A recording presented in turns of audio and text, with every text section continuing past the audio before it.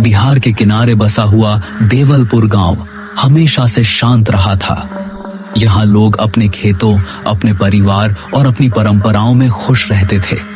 लेकिन पिछले कुछ हफ्तों से गांव की शांति टूटने लगी थी। रात होते ही माहौल में एक अजीब सी दहशत फैल जाती और इन सब चीजों ने गांव वालों को बेचैन कर दिया था।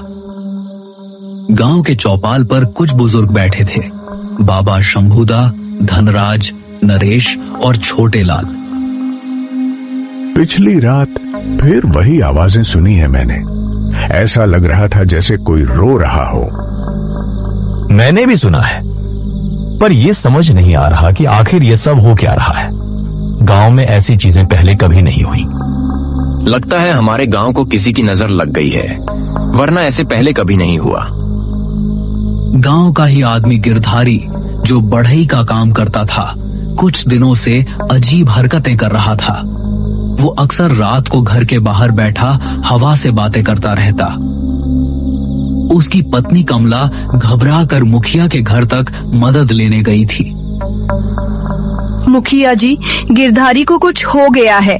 रात रात भर घर से बाहर निकल जाता है, किसी को देखता ही नहीं, जैसे कोई उसे बुला रहा हो।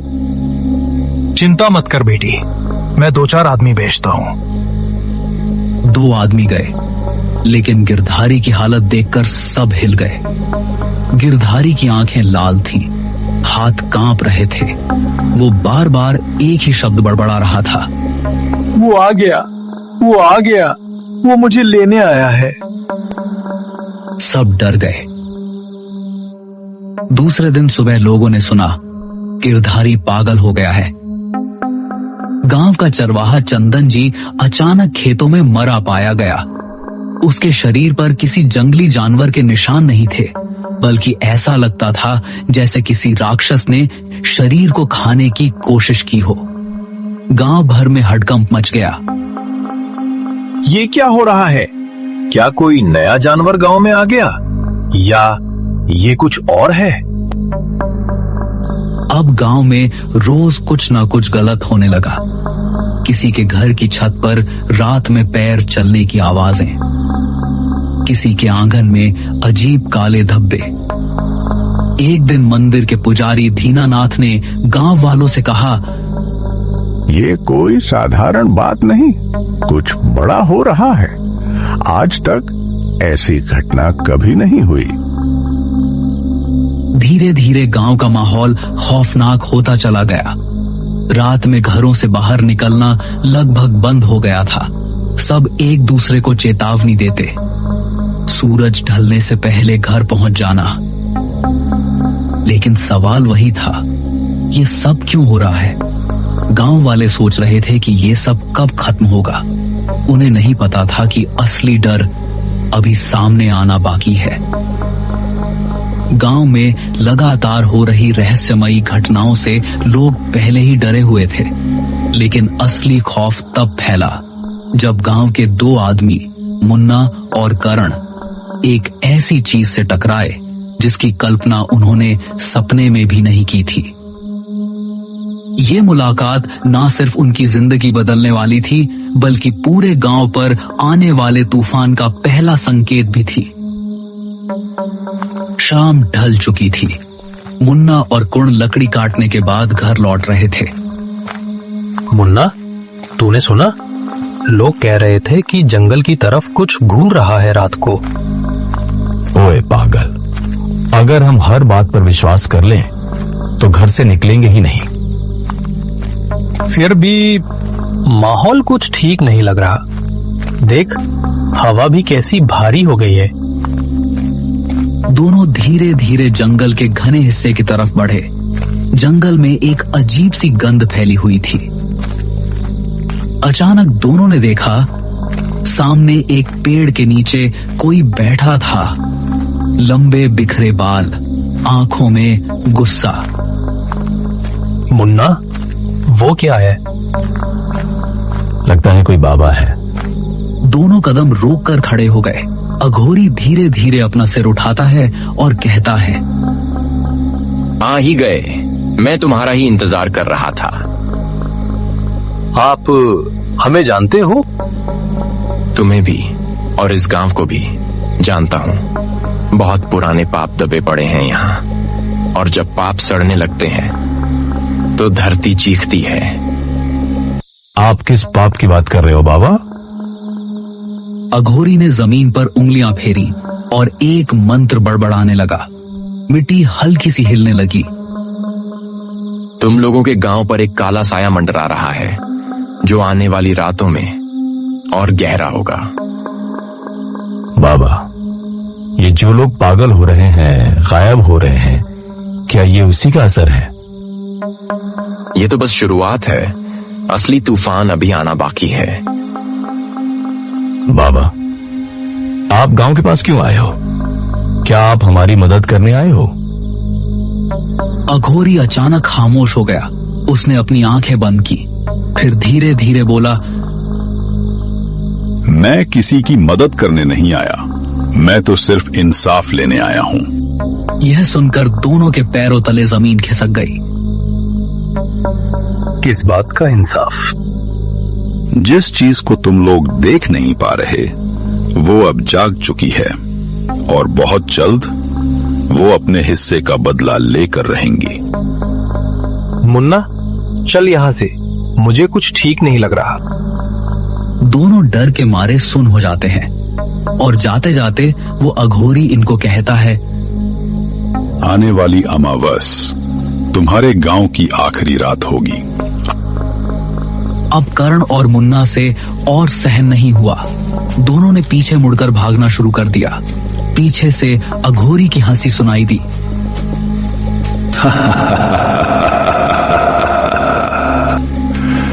भाग जाओ, पर याद रखना, उस रात कोई भी नहीं बचेगा। दोनों हांफते हुए गांव पहुंचे। उनकी हालत देखकर लोग इकट्ठा हो गए। क्या हुआ? क्यों भाग रहे थे?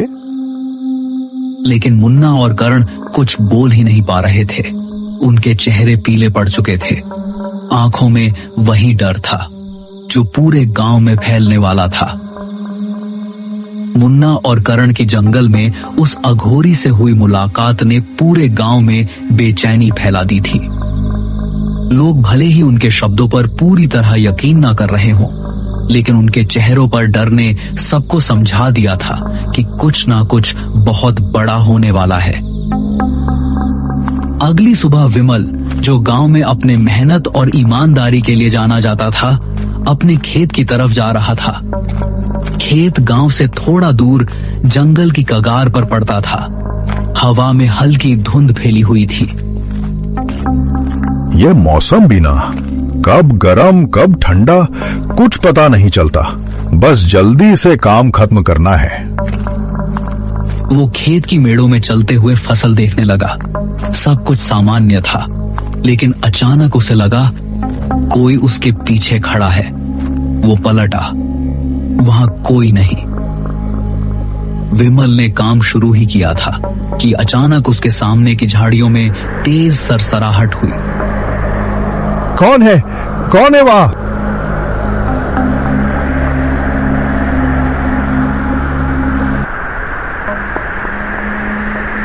लेकिन खेत दूर था। आवाज किसी तक नहीं पहुंची। राक्षस ने उसे जमीन से कई फीट ऊपर उठा लिया। विमल की टांगें हवा में तड़प रही थी। राक्षस गुर्राया और अगले ही पल वो विमल को जंगल के अंदर उछाल कर ले गया। कुछ घंटे बाद विमल की पत्नी रीना चौपाल पर दौड़ती हुई पहुंची। विमल घर नहीं आया। सुबह खेत गया था, अभी तक लौटा नहीं। सुबह से किसी ने उसे देखा नहीं। चलो खेत की तरफ चलते हैं। जब वो लोग खेतों में पहुंचे तो वहां का दृश्य देखकर सबकी रूह कांप गई। एक बड़ा सा किसी राक्षस के पैर का निशान बना था, जिसको देखने के बाद सबके होश उड़ गए। ये इंसानी नहीं है। मुझे लगता है विमल को कोई उठा ले गया है। और बस गांव में फिर सन्नाटा फैल गया। विमल के गायब होने ने लोगों को मजबूर कर दिया था सोचने पर। क्या सच में वह अघोरी इन सब की जड़ है? क्या वह कोई भूला हुआ बदला लेने आया है, या कोई और खतरनाक चीज इस गांव के पीछे पड़ी है? लेकिन ये तो केवल शुरुआत थी। असली रहस्य अब खुलने वाला था। विमल के गायब होने से पूरे गांव की रूह को हिला दिया था। अब बात सिर्फ डर की नहीं थी, ये एक खुला खौफ था जिसने हर घर को जकड़ लिया था। हर कोई सोच रहा था कि अगला कौन। इसी बेचैनी के बीच गांव वालों का गुस्सा भी उबलने लगा था। उन्हें किसी को दोष देना था और उनकी नजर में दोषी सिर्फ एक था, जंगल में बैठा अघोरी। शाम होते ही चौपाल पर भीड़ इकट्ठा होने लगी। मुखिया रघुवीर, बाबा शंभुदा, धनराज, नरेश, मुन्ना, करण सभी मौजूद थे। अब बहुत हो गया। जब से वो अघोरी आया है तब से गांव में एक भी दिन चैन का नहीं गया। सही कह रहे हो। वो आदमी कुछ काला काम कर रहा है जंगल में, वही इस सब का कारण है। मतलब वो जानता है ये सब कौन कर रहा है? हम सब आज रात जंगल में उस अघोरी के पास जाएंगे, सीधे पूछेंगे उससे हमारे गांव में ये सब क्यों हो रहा है। रात में जंगल जाना ये ठीक नहीं है। हमारे आदमी गायब हो रहे हैं, मर रहे हैं। अब चुप रहेंगे तो गांव खत्म हो जाएगा। जो डरता है वो घर पर रहे, जो खड़ा होना चाहता है वो मेरे साथ चले। रात गहरी हो चुकी थी। अंधेरी रात की रोशनी गांव वालों के चेहरे और भी भयभीत दिख रही थी। जंगल में कदम रखते ही माहौल भारी हो गया, मानो किसी अदृश्य चीज ने उन्हें देखना शुरू कर दिया हो। वो लोग एक जगह रुक गए। वहां अघोरी शांत बैठा था, जैसे उन्हें पहले से पता था कि वे आने वाले हैं। ओ अघोरी, उठ। हमारे गांव में ये सब क्या हो रहा है?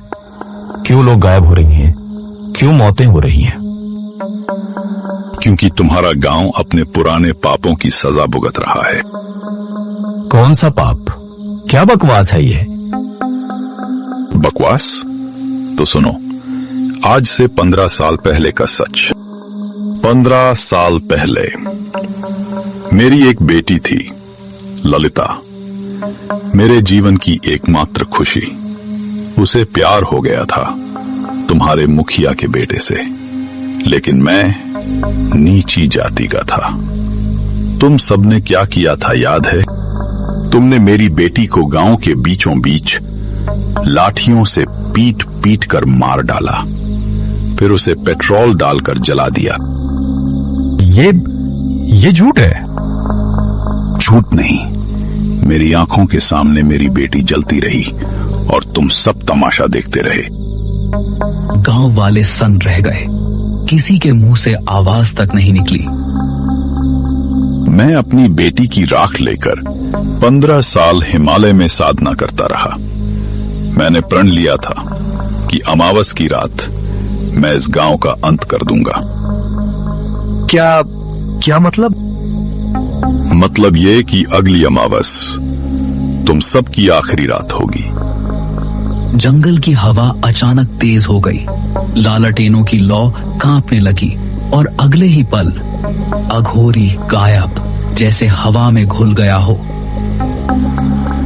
अघोरी द्वारा खोला गया 15 साल पुराना सच गांव वालों की रूह तक हिला चुका था। जिस लड़की को उन्होंने गैर जाति में प्यार के कारण जिंदा जला दिया था, वह अब एक अधूरी आत्मा बनकर लौट आई थी और उसके पिता बदला लेने की प्रतिज्ञा कर चुके थे। अमावस बस 2 दिन दूर थी। गांव का माहौल अब डर नहीं बल्कि मौत की आहट सा हो चुका था। गांव वाले सोच रहे थे अब किससे मदद मांगी जाए। हमने बहुत बड़ा पाप किया था, पर अब क्या करें? वो अघोरी बोल चुका है कि अमावस की रात वो पूरा गांव खत्म कर देगा। जिसके सामने जंगल कांपता है उसे कौन रोक सकता है? हमें किसी बड़े पंडित के पास जाना चाहिए। कोई तो होगा जो उसे रोक सके। लेकिन कौन? हमारे आसपास ऐसा कोई नहीं। एक आदमी है जंगल से 10 कोस दूर पहाड़ी पर, सिद्ध पुरुष पंडित विष्णुदेव। लोग कहते हैं कि उन्होंने कई बार ऐसी शक्तियों को वश में किया है। सभी ने एक दूसरे की तरफ देखा और फिर एक ही फैसला हुआ, उसी के पास जाना होगा। अगली सुबह मुखिया और मुन्ना मिलकर पंडित विष्णुदेव के आश्रम पहुंचे। वहां हवा हल्की मगर शक्तिशाली थी, जैसे कोई सुरक्षा कवच। पंडित एक बड़े नीम के पेड़ के नीचे बैठकर जप कर रहे थे। पंडित जी, हमारी मदद कीजिए। हमारे गांव पर बहुत बड़ा संकट आ गया है।